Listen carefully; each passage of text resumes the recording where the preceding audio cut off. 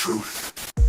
What is up, everybody? Thank you for joining us at Candid Truth. We're going to talk about the truth, and we're going to get candid with it. Tonight, we're going to be talking about predictive programming. I always like these kind of decodes where we take some kind of mainstream media, whether it's a movie, a game, a cartoon, or something, and break down the prophetic codes that are inside there, because Satan uses this entertainment as his Bible, his way to promote prophecies, his agendas.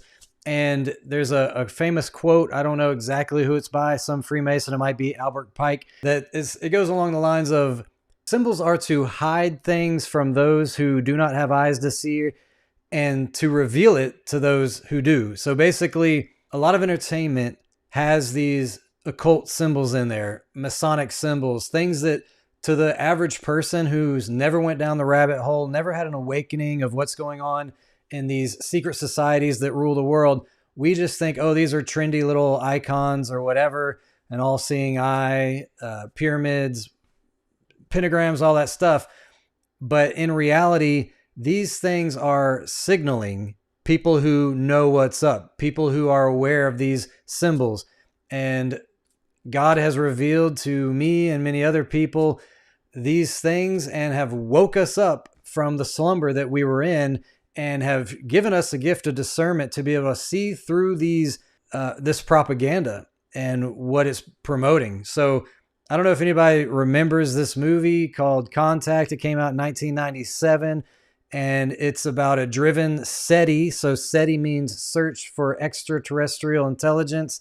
It's a real life organization that's been around since at least when I was in high school. I actually used to pay attention to this SETI thing. I had an app where I could pay attention to anything that's going on out in the universe. Are they hearing any kind of artificial signals, something that's not natural? That's what it's all about. Search for extraterrestrial intelligence.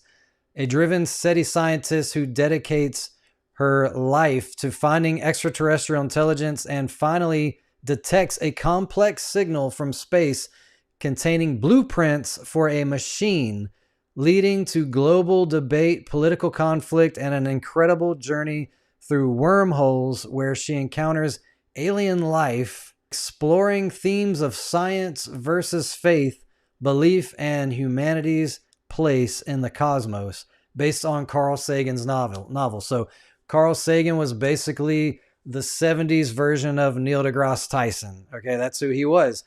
And he always did these shows about space and the cosmos and what could be out there. And he was just pushing propaganda back then, all about extraterrestrial life. This is how the opening scene of the movie starts. So you can see it's out here in the cosmos, and it's zooming back until finally you see something interesting. I just think there's no symbolism that's a mistake, okay? Everything in Hollywood is done on purpose. It's all scripted, screenplay, set design, everything. Nothing is by accident, okay? So when this thing zooms out and shows a single eyeball, that's not an accident, okay? They're already setting the tone of the movie in the very first intro, okay? It shows Earth. It shows like a lot of radio signals, and then it backs up and it gets, quiet in the deadness of space and the vacuum of space. And it comes out of this little girl's eyeball. She's the main character who eventually becomes the grown-up Jodie Foster, okay? Now, check this out. Right here already, so we've already seen the single eyeball, and then it goes to the girl's room where she's talking to her dad. He's putting her to bed, and you can see the owl on the wall, the Bohemian Grove Moloch owl, and you can see the monarch mind control butterfly on her blankets, okay? None of this is by accident, okay? None of this was like, oh, we need a blanket from the thrift store. Go buy something. All of this is set design, okay? Now, listen to this scene right here, because this girl's mom has passed away. Her dad is the only one that's alive. And listen to this conversation here. Could we talk to Jupiter? Or what's the one after that? Don't tell me. I'll give you a hint. Hula hoops. Saturn. Could we talk to Saturn? Mm-hmm. Dad, could we talk to Mom?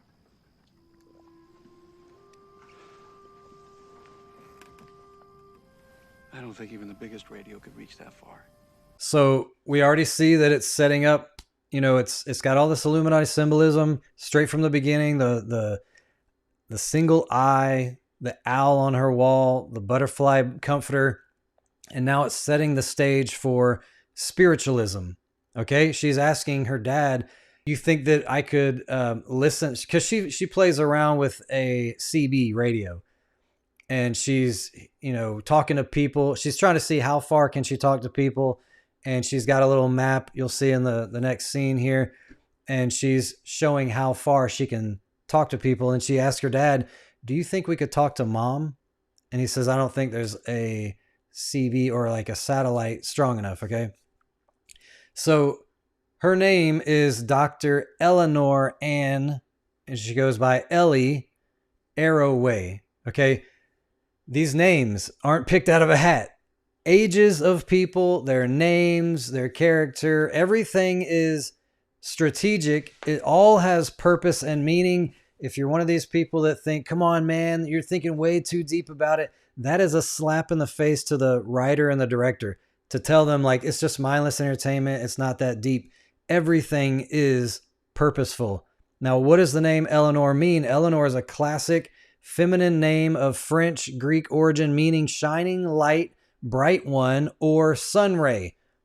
So we know that Satan is the light bearer, that his biggest masquerade is the sun, right? Trying to get all the world to worship the sun. And that's how all throughout history, cultures have worshiped the sun, and they're actually worshiping Satan. So her name is the sun. She's the light bearer. So already she's the protagonist, but we see this Gnostic flip. If you don't know about Gnosticism, check out Little Light Studios. They got a lot of videos on Gnostic themes that are in movies, but basically it's the inverted gospel that's in nearly every Hollywood movie, whether it's Truman Show or The Matrix or Pleasantville. All these movies have a Gnostic theme where the hero has more in common with Satan and the bad guy has more in common with God, and you'll see it over and over. So here we have this same thing. The protagonist, she is the sun, and she's a feminine. We're going to get into that. And here's where she's, you know, pinning on the board how far she can actually communicate and listen to what he calls her. Pensacola, Florida. I have to tell you, Sparks. 1,116 miles. All right, the names aren't pulled out of a hat. These numbers aren't just made up, okay? He called her Sparks. So her name is Eleanor. They're also Ellie, but he calls her Sparks. And then he says that she just communicated with Pensacola, Florida, that's 1,116 miles away. Now, when you break that down, you got 111, which is 3, and 6, 3, 6, or 666. You add them all together, you get 9, which is also an occult number, like 911 and the inversion of 6. None of this is by coincidence, okay? This is all strategic. It all has meaning. I Googled this, asking, is there any kind of esoteric meaning to this number? And it's saying 1116 reduces in numerology as 1 + 1 + 1 + 6 = 9, or sometimes kept as the master number series 111, meaning keep that separate from the 6 there with the 6. So 111, which means 3, and 6, 3, 6, 666. The number 9 relates to completion, humanitarianism, and spiritual enlightenment. This whole movie is going to be a propaganda piece about entering into the age of Aquarius, spiritual enlightenment, communication with aliens, which is really some kind of spiritual shift. Okay, this is exactly what this movie is all about. And this thing came out in 1997, I think it was. 666 reduced in numerology as 6 + 6 + 6 = 18, and 1 and 8 = 9. So they both are simplified to the number 9. Now, remember, he called her Spark. Her nickname is Spark. When you look at what that means in Gnosticism, it's the divine spark. In Gnosticism, the divine spark is the portion of God that resides within each human being.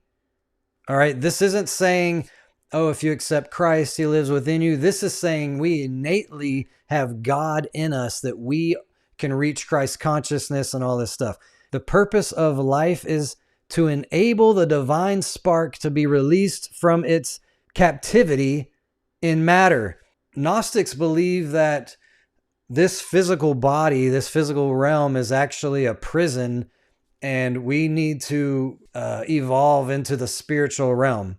And so they would say you're not allowed to marry, you're not allowed to eat pleasurable foods. All these things are sinful to the body, and you have to preserve your body like monks. And then you reach Christ consciousness, you evolve into a spiritual entity, a spiritual being, and that's the divine spark, reaching that place. So her name is Spark. She's the light bearer. She's the spark, the divine spark. This is all Gnosticism. I'm showing here some, I highlighted how many times the word spark shows up in this Gnostic article. I'm not going to read this whole thing, but you see spark, spark, light spark, possession of the spark, essential spark, light spark, the sparks of light to himself. And then it says, right here, it says about halfway down, himself with the Sophia as the bridegroom. Who is Sophia in Gnosticism? We're going to look at that. This is an article right here about Gnosticism, and you'll see that Sophia is a figure along with knowledge or gnosis among many of the early Christians. Knowledge theologies grouped by the heresiologists. I can't read these words. Knowing. Gnosis means knowing. So when you're a Gnostic, they say that they have all knowledge. They have reached enlightenment. What was promised in the Garden of Eden? Eat this fruit and your eyes will be open. You'll become like God. You're going to know everything. You'll have the divine spark. You'll become a spiritual being. This goes all the way back to the Garden of Eden. That's what Gnosticism is. It's Luciferian doctrine. Now right here it's saying that Sophia is a parallel to that serpent in the garden. Sophia is the one that came into the garden and told Adam and Eve to eat this fruit because their creator, God, has them in this perfect garden prison, and he's trying to keep them from knowledge. In Gnosticism, Sophia is a feminine figure analogous to the human soul, but also simultaneously one of the feminine aspects of God. Gnostics held that she was the Sasaigi, or feminine twin of Jesus. All right, I'm not going to read all this, but I want you to see that Sophia is the serpent character in the story. Right here, you actually see it. It says, yes, in many Gnostic traditions, Sophia, or divine wisdom, is the serpent in the Garden of Eden, appearing to offer Adam and Eve the forbidden fruit of knowledge, or gnosis, to awaken them from the ignorance imposed by the demiurge, the false creator God Yahweh, thus transforming the serpent from a deceiver into a divine liberator and savior figure. That's what Gnosticism is. That Lucifer was actually a good being that came in the garden to set Adam and Eve free, to give them knowledge, to awaken them, that their eyes would be open, that they would become like God, okay? So she represents Sophia. She's the divine spark. She's the light bearer. Right here, we got more on this topic. Sophia and Gnosticism. In Gnosticism, Sophia is a feminine divine figure. Notice it says right here that she is seen as the link between the divine and material worlds. So there's this woman, divine female figure that is a link between the divine or the spiritual world and the material world. Keep that in mind. Remember that, because that's exactly what this movie is about. It's about this woman uniting the spiritual world and the material world together. Now see, it says pursuit of knowledge. Ellie is defined by her relentless, almost innate drive to seek knowledge and truth about the universe, reflecting the core meaning of Sophia as wisdom. Her journey is a quest for profound ultimate truth, which is a central theme in Gnostic thought. So I just asked Google, is there a Gnostic theme in this movie Contact? And it's breaking it down. And I'm telling you, I've said this before, Google is one of the biggest pieces of propaganda. They're not going to give you some conspiracy theory type of idea. They're censoring all that, and they're saying they're the biggest skeptic. They're saying, no, that's a conspiracy theory or whatever. The third paragraph here says, spiritual transformation.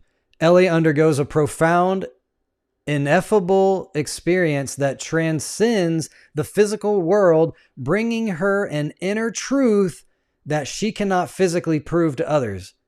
That's what happens in the movie later on. This personal, mystical knowledge that defies conventional evidence mirrors the Gnostic emphasis on direct internal revelation or gnosis over external proof. The female mystic. Some analysis characterize Ellie as a female mystic. So it's not just me. I'm not just like picking this out of thin air. Other people have caught on to this, who experience a journey beyond the scope of normal human understanding, challenging established male-dominated structures, both scientific and religious.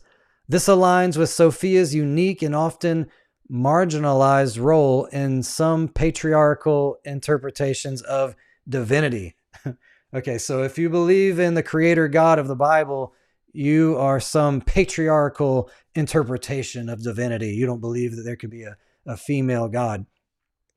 But everything about this is saying that she is Sophia. She's the one that's bringing wisdom. She's the one that's connecting the spiritual world with the scientific world.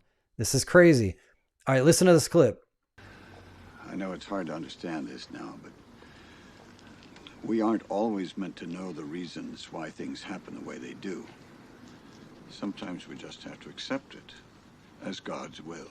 Should have kept some medicine in the downstairs bathroom. Then I could have gotten to it sooner.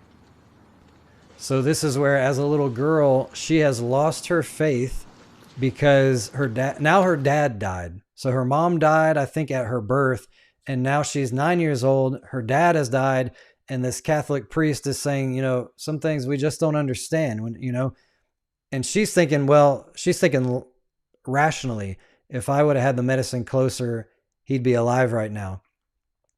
And so she hasn't really lost faith yet, I don't guess, because right here she's trying to connect with her dead father over this CB. Listen.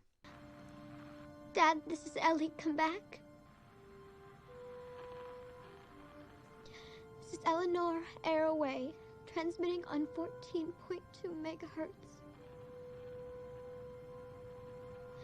Dad, are you there? Come back. Dad. All right, so remember at the very beginning, she asked her dad, do you think we could connect with my dead mom with this CB? And he said, I don't think there's a satellite powerful enough. Well, now her dad just died, and now she's using technology to try and communicate with her dead father. This is opening up the door to divination. This is giving Satan a foothold. This is giving the enemy an open door when you do things like pull out tarot cards or play with a Ouija board or use crystals or dream catchers or any of these divination tools. You are giving a signal to the spirit world. I want to communicate, and I'm giving you permission into my life.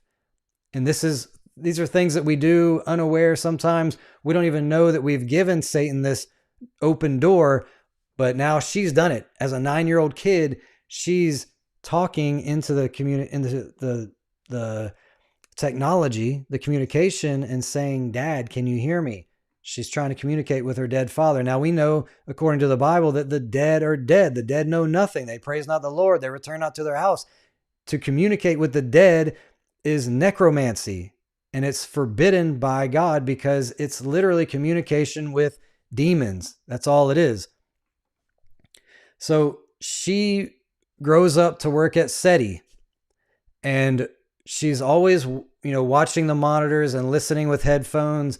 And people think she's wasting her time because she's listening to dead air and space. And sometimes she just has natural static, but she's trying to listen for some kind of unnatural communication, some kind of artificial communication that's coming from intelligent life out there.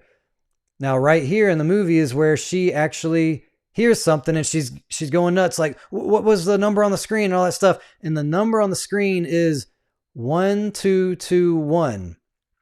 When you look up what 1221 is in the angel numbers, it has to do with enlightenment. Oh, big coincidence. Eat this fruit, your eyes will be open, you'll be enlightened, you'll evolve like Gnosticism. When you keep reading, you'll see that it just continues on, and it says angel number 1221 signifies personal growth or reaching Christ consciousness and enlightenment through divine messages. So what is this signaling? That whatever message she's receiving from the heavens is a divine message, a message from some gods out there. It combines energies of numbers 1 and 2, emphasizing new beginnings. Remember the phoenix rising out of the ashes, the new beginnings, the new world order, balance and harmony. Encourages trust and intuition. Trust in intuition. What do you think intuition is? This is saying that you can trust your feelings, your emotions, your gut feeling, embracing positive change, again, embracing a shift into the age of Aquarius, the golden age, as Trump has called it, or as Helena Blavatsky and Alice Bailey said, the externalization of the hierarchy, the golden age.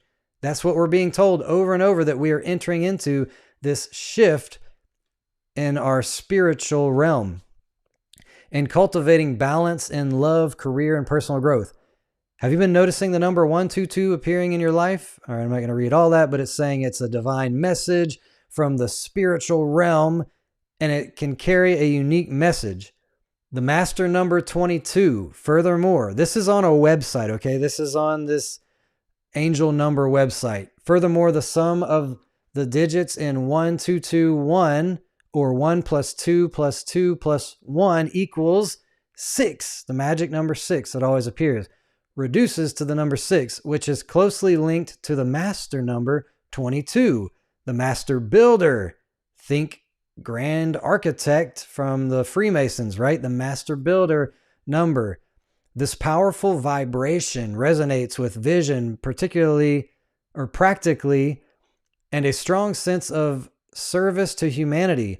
When angel number 1221 appears, it may be a call to use your natural talents and resources to contribute to the greater good.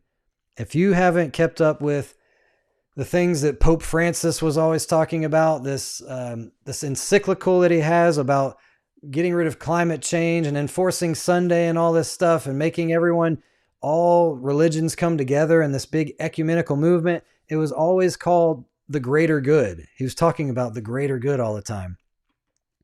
Trusting your intuition. Angel number 1221 also emphasizes the importance of trusting your intuition and inner guidance. The repeated appearance of number 1 suggests that you have the power to create your own reality through your thoughts, beliefs, and actions by tapping into your innate wisdom, again, the wisdom, and following the quiet whispers of your soul. The Bible says the heart is deceitful above all things and desperately wicked. Who can know it? We are not supposed to follow your heart, as Disney would say, but this is what this is talking about, following your intuition.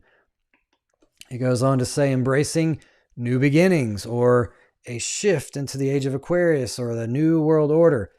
The repeated presence of 1 and 1221 represents the energy of new starts, personal empowerment. It's talking about shedding the old patterns and beliefs, the Christian beliefs, in order to align with your highest potential. You got to get rid of those old, dogmatic, religious Bible beliefs. They're holding you back. That's what the serpent said in the garden, right? God is keeping knowledge from you. You can evolve into a higher being if you just eat this fruit and disobey God and rebel against his perfect order. Trusting the guidance of your angels.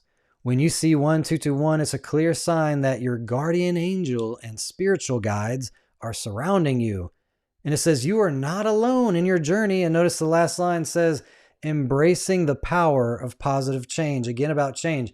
Look, even Christians get sucked into this whole angel number thing. Let me tell you, the Bible says absolutely nothing about angel numbers. Do not get sucked into this 1111. Ooh, I saw 1111 on the clock. It's my angel talking to me. Don't fall for this deception. Even Christians get sucked into yoga, meditation, tarot cards, believe it or not. They call them angel cards, and even Ouija boards, and they call them angel boards.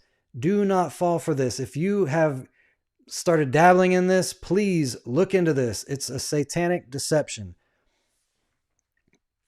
It goes on to say, this angel number may signify a turning point. I think that's very interesting with what's going on with Turning Point USA. It says, instead of resisting or fearing the unknown, 1221 urges you to approach these transitions with an open mind and a positive attitude, trusting that the universe has your best interests at heart. Now this part, honoring duality and balance. Honor the duality and balance. Do you know what duality is? Duality is the yin and yang. It's saying embrace the good with the evil. Just like the serpent said about the knowledge of good and evil. God said, I don't want you to have knowledge of evil. I don't want you to know about murder and death and all these things. I only want you to know about good things. But there's this tree of knowledge that you can eat from, and you can have a balance, a duality. You can know good and evil, or a balance of good and evil. And so here she is in her office, and notice the checkerboard floors. That's not by mistake. That wasn't just some designer like, oh, I think this would look cool. No, it was somebody was told you must put the checkerboard floor under Ellie, the light bearer, where the movie starts with her eyeball and her room has an owl and the butterfly, monarch butterfly, and she's called the divine spark. None of this is by accident. This is the yin and yang of duality. And religious dualism is the belief that the world is governed by two fundamental opposing and often equally powerful principles, like good versus evil, light versus dark, spirit versus matter, or sacred versus profane, explaining his existence as a cosmic struggle between these forces, famously seen in Zoroastrianism and Gnosticism. It always comes back to Gnosticism. It contrasts with monism, one principle, or monotheism, one supreme God. So the idea of duality spits in the face of there being one God, one truth, one way. It's about embracing a balance of good and evil. Gnosticism, over and over. So we've seen how all this stuff relates back to Gnosticism. She's the Sophia character. She's on the checkerboard floor. Now, this you might think is a stretch. She's out here with a guy, she's out here with a guy pointing to the stars, but she's pointing with two fingers. I just think that's kind of an unnatural way to point. Call it a stretch if you want, but I'm building a case here. I'm adding to the evidence. The single eye, the owl, the monarch butterfly, her name's Spark. She's the light bearer, Eleanor, checkerboard floor, the 1221 number that means a shift in consciousness to a spiritual realm. All of this is purposeful. Now listen to this conversation right here. Yeah, there are 400 billion stars out there just in our galaxy alone. If only one out of a million of those had planets, all right, and if just one out of a million of those had life, and if just one out of a million of those had intelligent life, there would be literally millions of civilizations out there. Well, if there wasn't, it'd be an awful waste of space. All right. When it comes to the alien topic, this is the number one line of thinking where people believe in aliens. I've seen videos of the black and white days, and somebody would walk up to people on the street. Do you believe in aliens? No, that's sci-fi stuff. 90% of people said no. But I've personally gone on the street, and out of all the people I asked, I think one, possibly two, said they didn't believe in aliens. Out of those that said that they believe in aliens, 100% of them said that they would trust them if they came here to give us knowledge. I asked them, I said, since you believe in aliens, if they came, would you trust them? And they said, yeah, they're smarter than us and all this stuff. Not even a shred of doubt that these things could be deceivers or demonic or evil in any kind of way. Where did this come from? Where did this shift in mindset come from? Well, the idea that we're in an ever-expanding universe. It's a vacuum that just keeps expanding, and there's billions and trillions and innumerable universes and worlds out there. That idea didn't used to exist. When people read the Bible and the Bible alone, it says that the luminaries are under our firmament. But over the years, there was this Big Bang idea, and everything's expanding. And now we're saying, oh yeah, you can see far away, and you can't even count the number of worlds that are out there. It would be narcissistic to think that we are alone in this universe, which is exactly what this guy said. Now, the guy in the clip, he's actually a Bible-believing Christian. This guy right here, he believes in God, and he's about to find out that she does not believe in God because she's a scientist. But it's him that says, if all that space is out there, it'd be an awful waste of space if there's nothing else out there. Now, I asked Google, what is the number one reason given that people believe that aliens exist? I already knew the answer, but I wanted to get proof. And it says the number one reason given for believing the existence of aliens is the vastness and the age of the universe. Now, most Christians know that science textbooks are lying about the age, right? We know this world has only been here for 6,000 years. All of creation, this universe in the beginning, when God created the heavens and the earth, was 6,000 years ago. But we know that textbooks lie and say, Earth's billions of years old, and it started trillions of years before that. We don't know where it started, but it started with some cosmic bang that's expanding, right? So the age of the universe and the vastness. The vastness is a new concept, a new idea. And now it's shifted people's minds into believing there has to be aliens out there. Has to be. It'd be a waste of space if not. Now, the new movie coming out by Steven Spielberg, another predictive programming propaganda piece, is called Disclosure Day. And in the movie, the same thing happens. You have a Christian, someone that represents a Christian, a nun, saying this. Why would he make such a vast universe? Yet save it only for us? All right, you're seeing a common theme here, right? They keep putting that idea out there. This universe is so vast. It's ridiculous to think we're alone. And in this movie, they also have, notice what's on the little girl's walls here. It's hard to see, but her walls are covered with butterflies. All butterflies all over her walls. I don't know what else is in there. There's probably a lot of other things when the movie comes out. But again, the symbolism. I want to make a comparison between Ellie in the movie and Avi Loeb.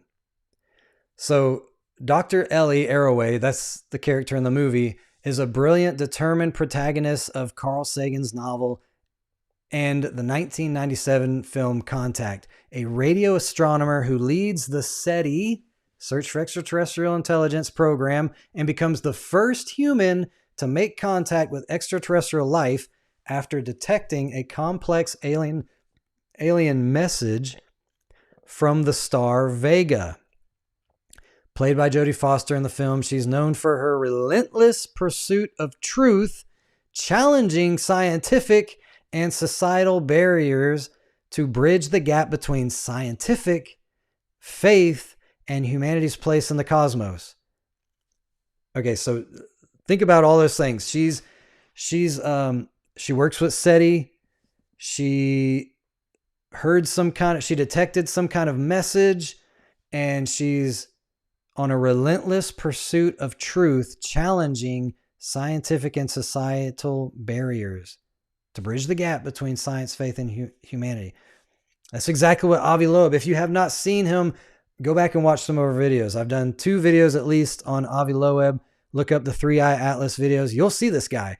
He's been on the news every single day, every day, saying they're hiding something from us. This is alien. The government's hiding something.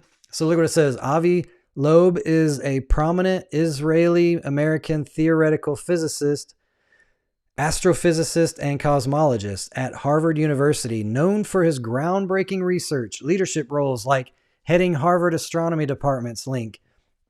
That's the link, I guess. 2011 through 2020, Black Hole Initiative, Institute for Theory and Computation, and Galileo Project, and controversial theories, particularly his hypothesis that the first interstellar object was alien technology, which he actively investigates through his project. He's a best-selling author of books like Extraterrestrial, advocating for a serious scientific search for extraterrestrial intelligence, or SETI. So he works with SETI, and he thinks that comets are actually UFOs in disguise and all this stuff. You got to go check it out, because when they were pushing this whole 3-Eye Atlas thing, he was the one that was on the news every day saying this thing is an alien ship in disguise. It's doing things like changing color and accelerating the way it shouldn't, and plumes are coming off of it, and this thing is not normal, and it's way too big.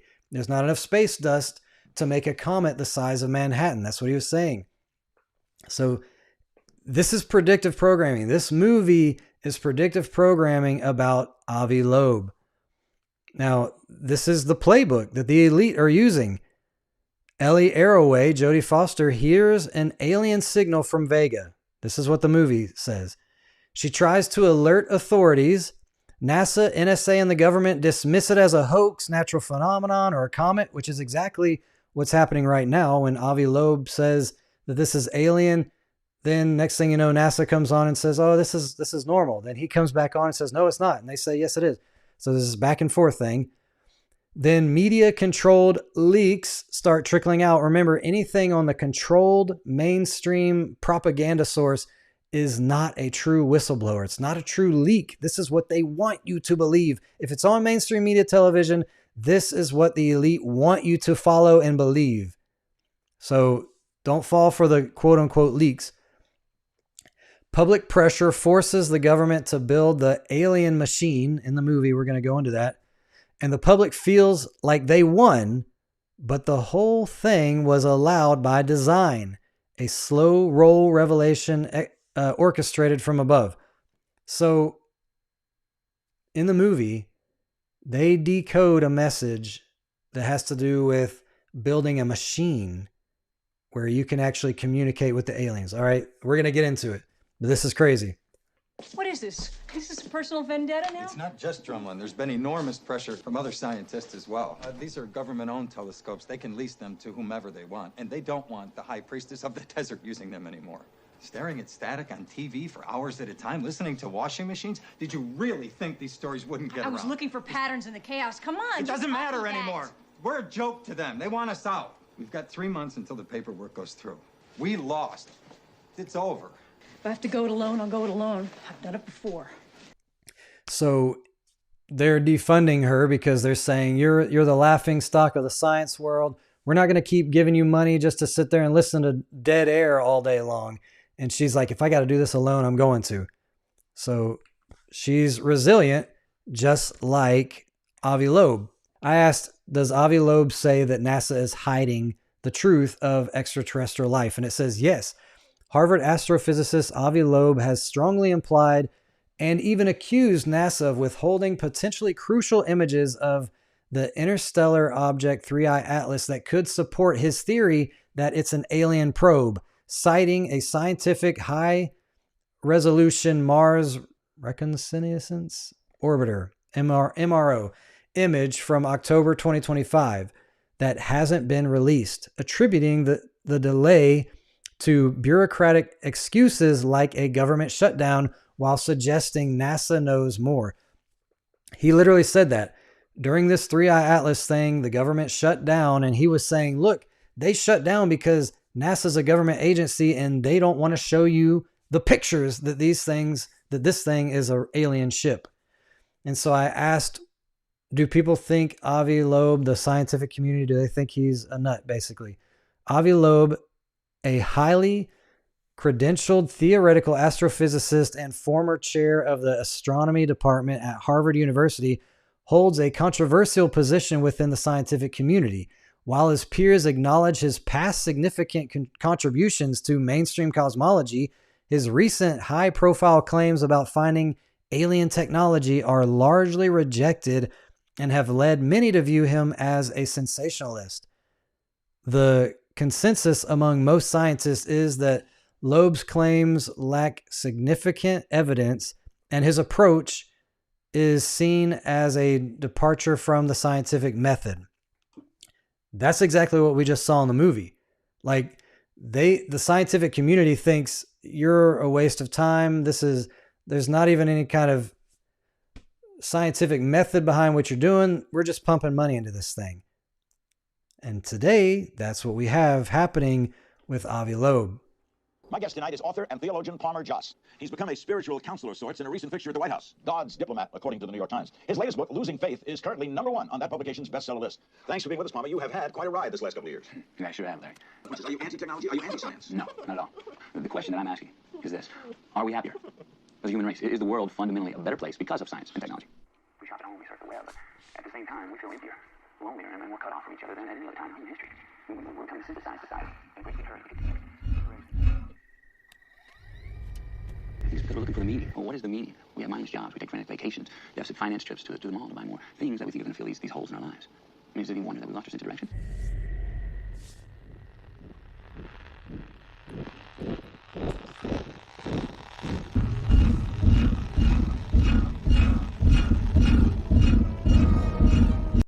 So here's where she,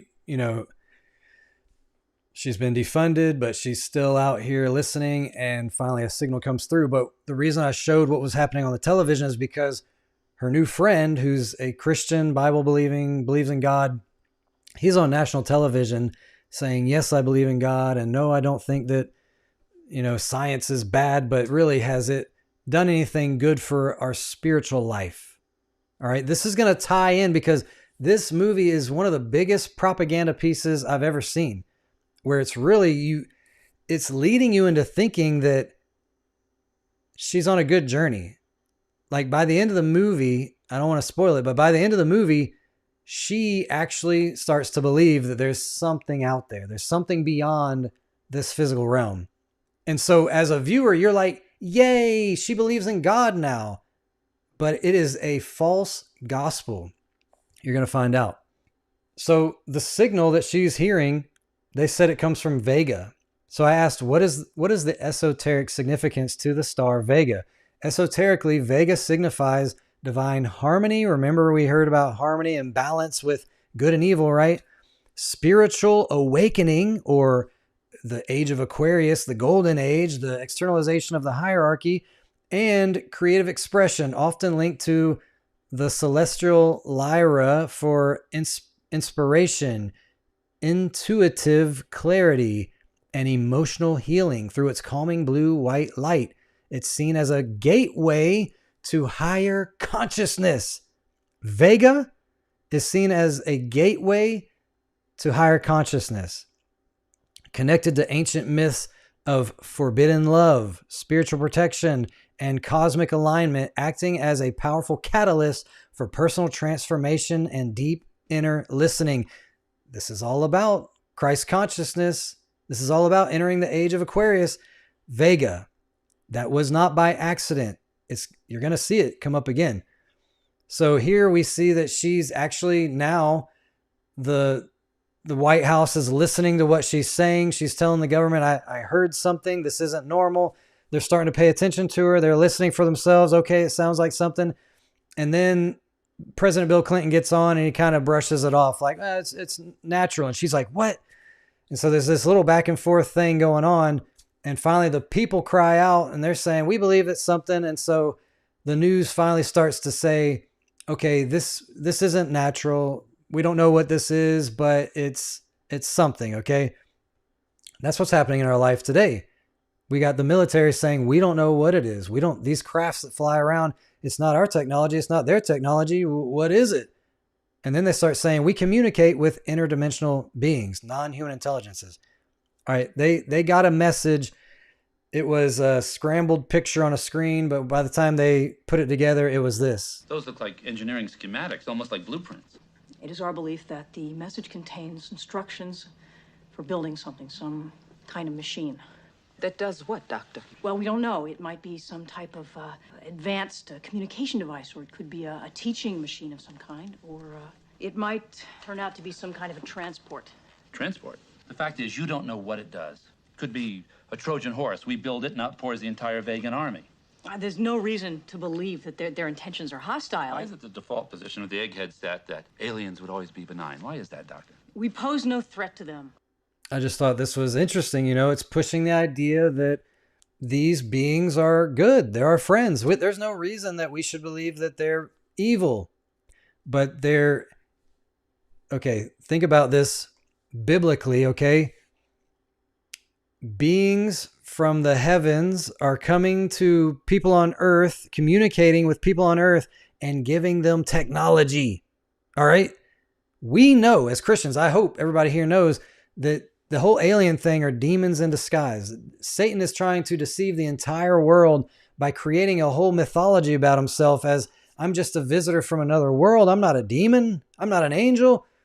I'm a enlightened, evolved being that's come here to help you and give you technology and wisdom and knowledge, just like the serpent in the garden. A reptilian creature came to Eve and said, I'll give you wisdom. I'll open your eyes. You'll become like God. You'll evolve. Again, she's having the conversation with this Christian dude, and this is what they say. I got one for you. What do you got? Occam's razor. You ever heard of it? Basic scientific principle. And it says, all things being equal, the simplest explanation tends to be the right one. So it's more likely. Thank you. An all-powerful, mysterious God created the universe and then decided not to give any proof of his existence. Or that he simply doesn't exist at all, and that we created him so we wouldn't have to feel so small and alone. I couldn't imagine living in a world where God didn't exist. So she's talking about Occam's razor, you know, and she's saying, what is the simplest explanation? Is it that, you know, some magical God in the sky just created people, or that by natural occurrences we evolved and all this stuff? So they are opposites. Notice he's wearing white, she's wearing black. I just now noticed this. Thank you, Lord, for that, because that's the duality. They do everything in symbols like this. That's the duality. The merging of good and evil, the merging of science and spirituality. And I'm not saying science is bad when it's true, but there's a lot of pseudoscience out there. And what is coming is alchemy. In this world, what is coming is science proving spirituality, but it's going to be a lie. It's going to be a deception. There's the duality, the black and white. He put that jacket on her. This was so planned. All this is orchestrated.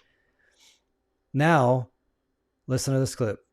Madam Chairman, I have one more question. Would you consider yourself a spiritual person? I don't really understand the point of the question.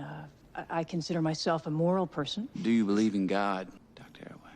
As a scientist, I rely on empirical evidence, and in this matter, I don't believe that there's data either way. So your answer would in fact be that you don't believe in God? I don't understand the relevance of the question. Dr. Arroway, 95% of the world's population, believes in a supreme being in one form or another. I believe that makes the question more than relevant. Dr. Arroway? I believe I've already answered that question.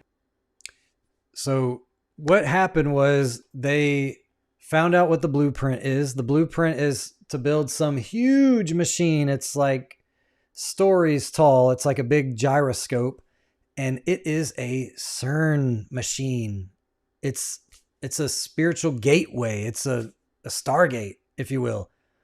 And she desperately wants to go in there, but they're trying to figure out who are we going to send. And they end up deciding on this old astronaut guy because he believes in God. He asked, do you believe in God? And she said, no, I'm a scientist. I don't believe in God. And so they're like, well, we think if somebody's going to have first contact with aliens, they should be someone that believes in God. 95% of the world believes in God. This is very interesting. This whole movie, I'm telling you, this is the biggest psychological operation, predictive programming, all about what we're about to face. We are about to face a one world religion. One world religion that even atheists can believe in, scientists, because science is going to prove that the spirit world exists. And it's alchemy, science and sorcery together, science and spirituality. This is coming. So here's the machine that was built, this big gyroscope thing, and she is inside of a sphere. And while she's inside this sphere above the gyroscope, they're going to drop the sphere in the middle of the gyroscope when it's at its fastest spin and see what happens, because that's what the blueprints told them to do. Oh, by the way, the reason she's in there is because the first guy they chose, the machine fell apart and he died. And so she was actually contacted secretly by somebody else and said, we're going to make you go in it now. And she couldn't wait to go in it.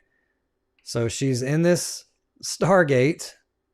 What is she doing? She wants to communicate. Remember, she's been trying to communicate with her dead mom, her dead dad, and now she wants to communicate with these beings that she doesn't even know what they are. As far as going inside of a machine that could open up a wormhole and let you communicate with interdimensional beings. This is not space travel. You're going to find out this is not space travel. This is about interdimensional travel. Watch.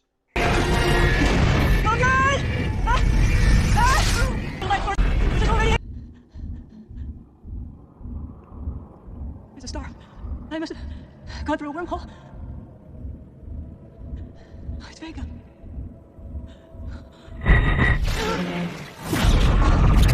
Poetry. I should have said the poet. So beautiful. Beautiful. So beautiful. So beautiful. I had no idea. I had no idea.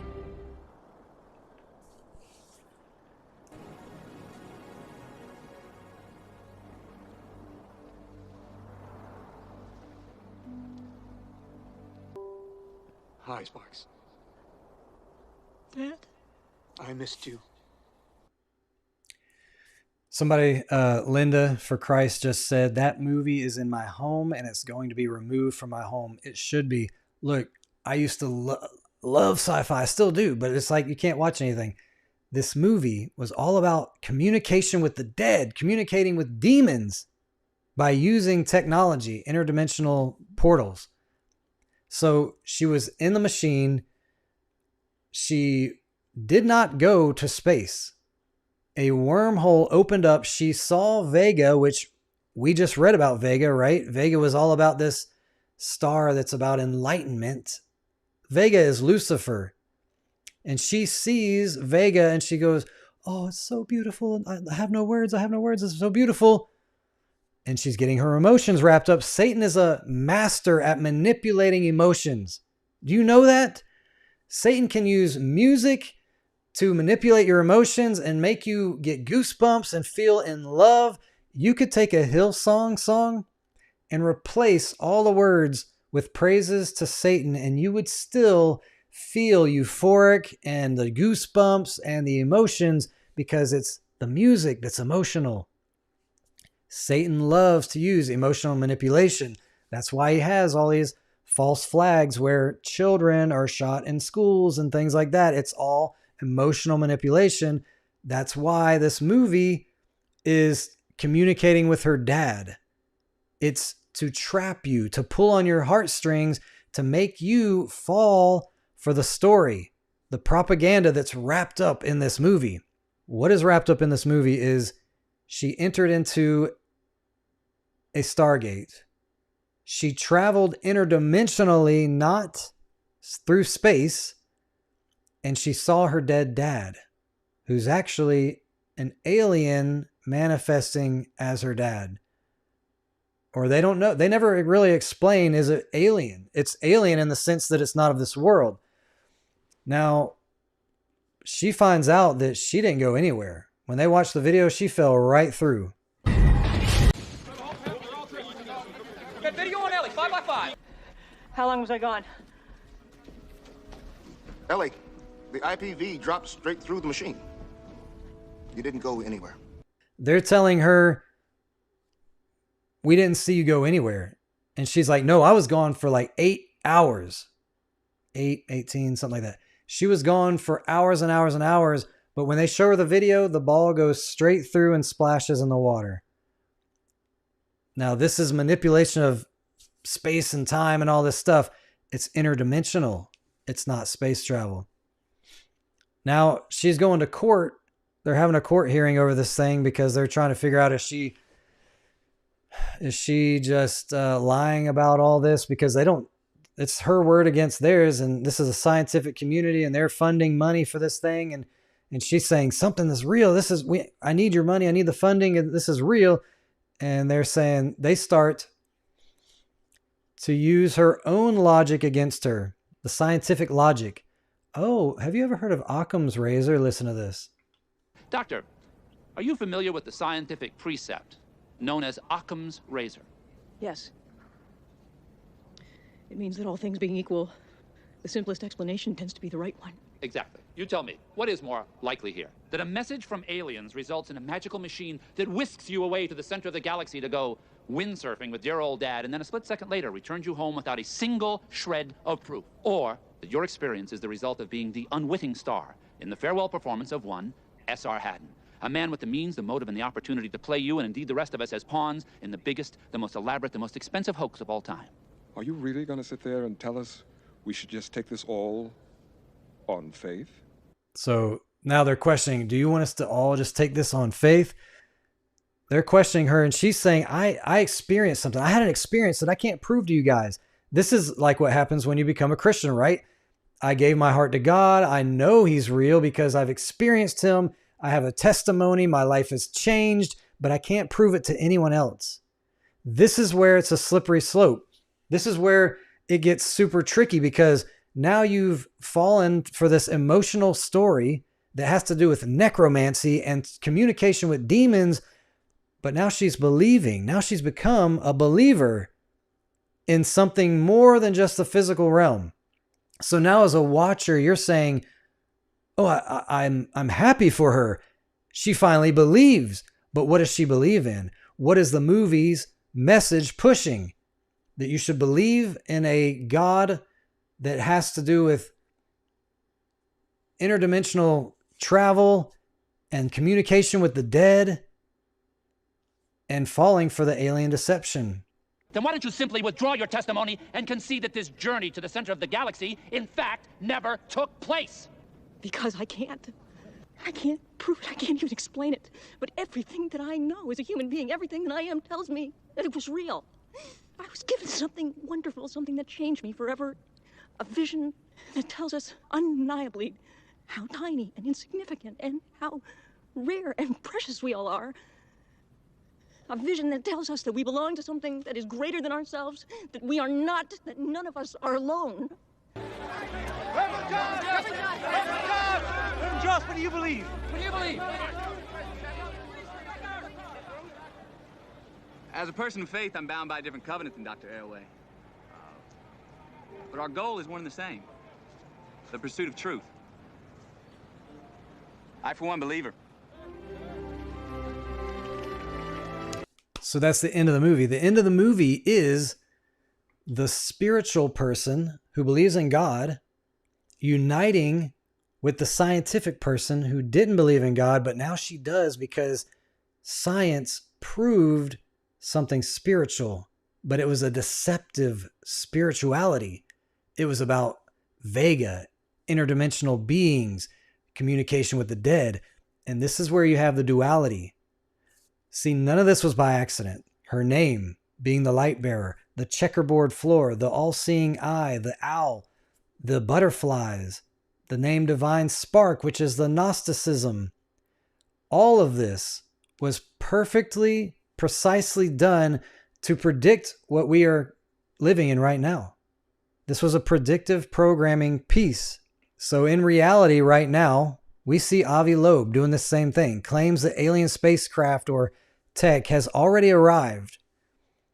The government denies everything publicly. Oh, it's just comets, it's space junk, nothing to see here. Meanwhile, approved whistleblowers like David Grush and some other people are shown on mainstream news, 60 Minutes, CNN, etc., leaking secrets.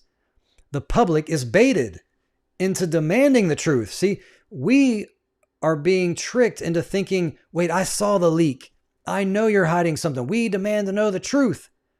And that gives Satan power. When we give Satan an invitation, we want to know, we welcome it.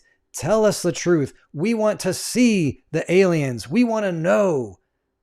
Now Satan has permission to reveal himself to humanity. This is how crazy this psyop is. It's a spiritual legal system. Satan needs permission, and he has to trick us into giving him permission. And that's what's happening right now.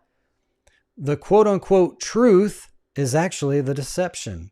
Aliens are real, advanced, and peaceful and coming. It's the perfect Hegelian dialectic. The problem, create the problem, strange phenomenon, UAPs. Give a solution or a reaction is the government cover-up versus whistleblower truth. You got this, do we believe the government or do we believe the whistleblower? But the solution, the public unites to demand disclosure, which is actually spiritual surrender to demons posing as aliens.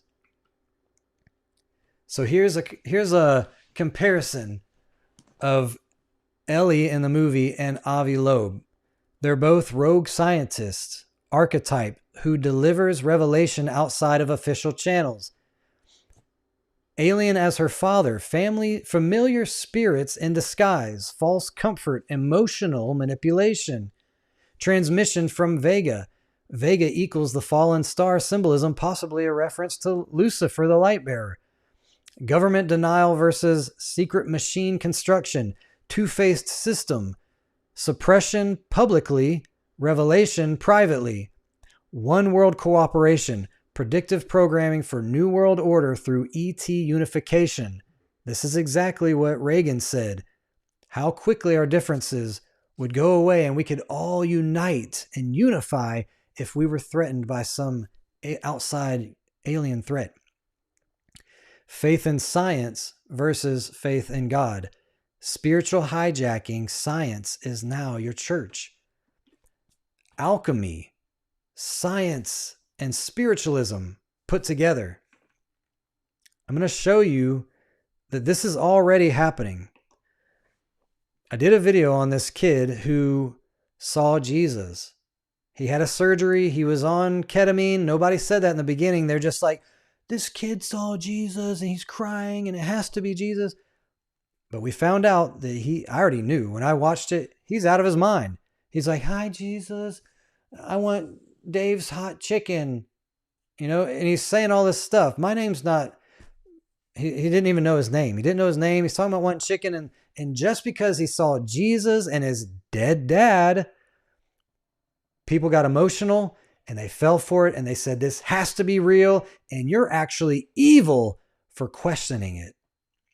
But this kid was on ketamine. He was coming off of ketamine because he just had a surgery from a skateboarding accident. And look what ketamine does.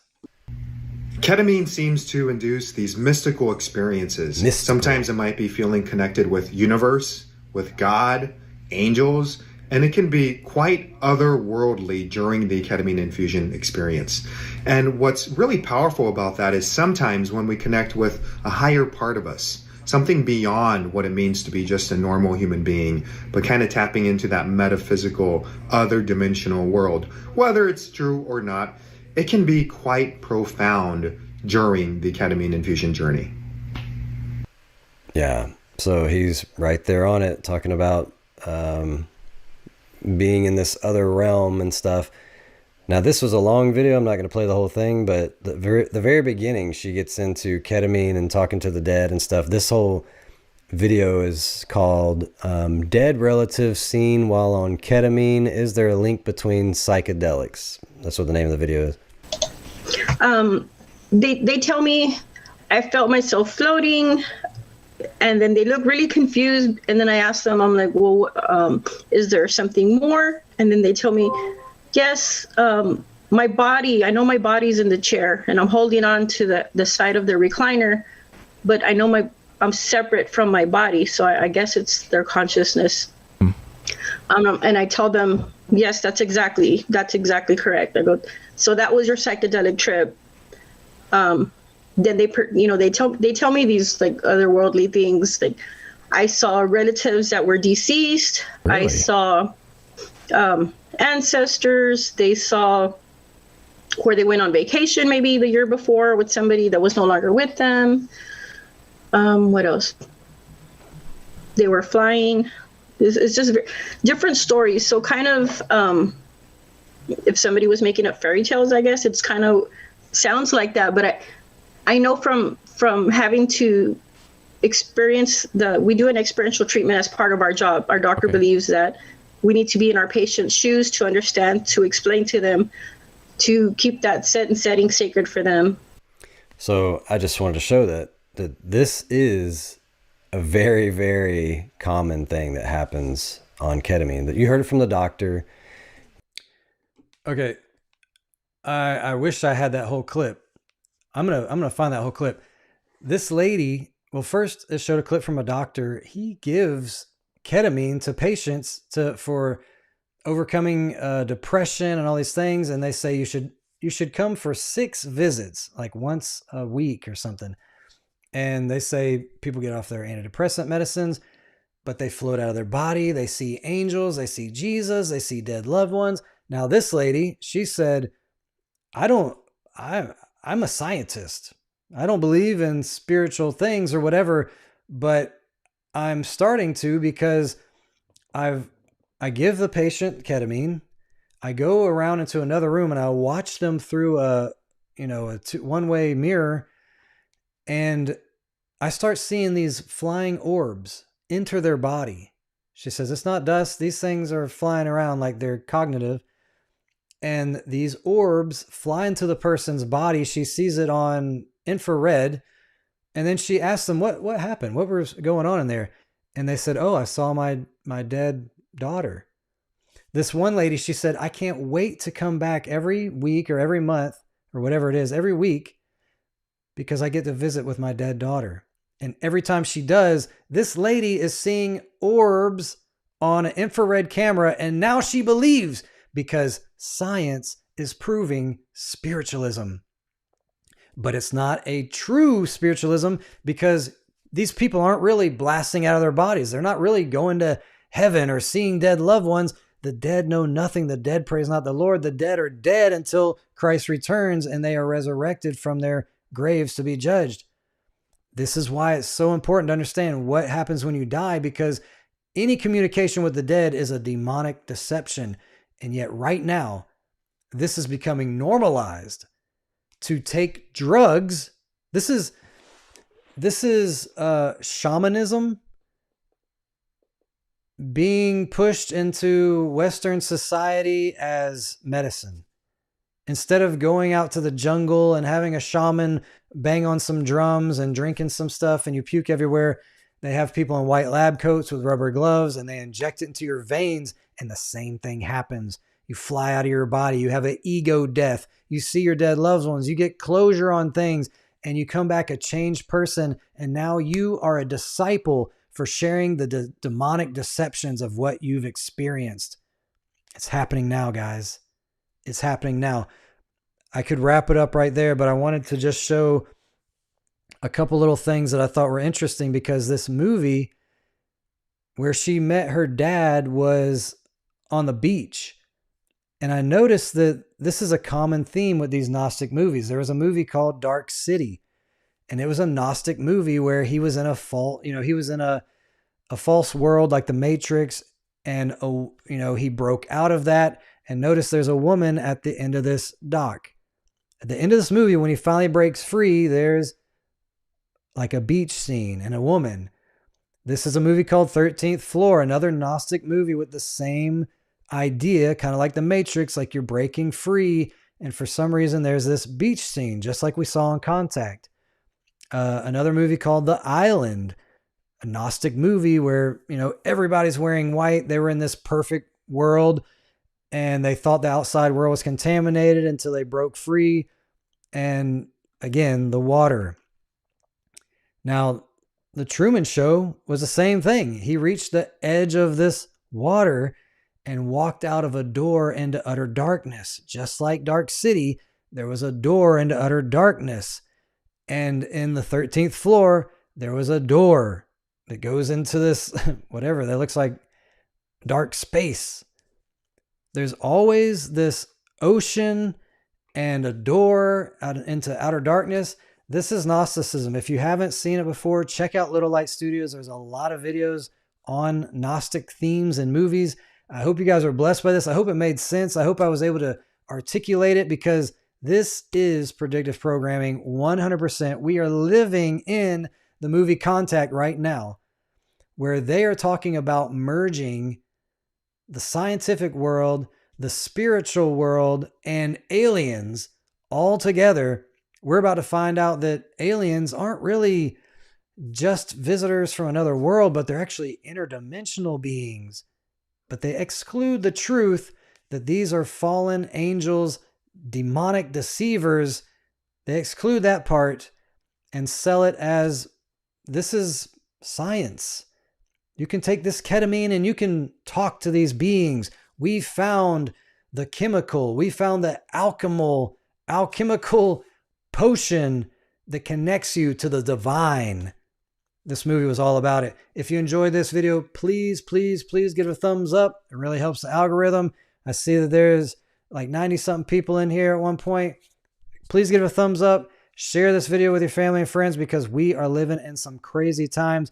Go check out some of our other videos about the 3-Eye Atlas, about the ketamine stuff, and about where we're headed in this grand age of deception. If you would like to support this ministry, you can do so by going to CandidTruthOrg. We got a lot of different platforms you can give on, including Patreon, and we have a lot of cool merch that you can buy stuff from, and we get $5 roughly per sale on that, and it really helps. And you can wear some cool t-shirts that have the truth on it and that are a great conversation starter. If you have been giving to this ministry, thank you so, so much. We see you. We love you. We try to reach out to every person. Some platforms don't let us reach out. I think Zelle and Venmo, but we see you. We love you. We can't do this without you. And we'll see you next time on Candid Truth.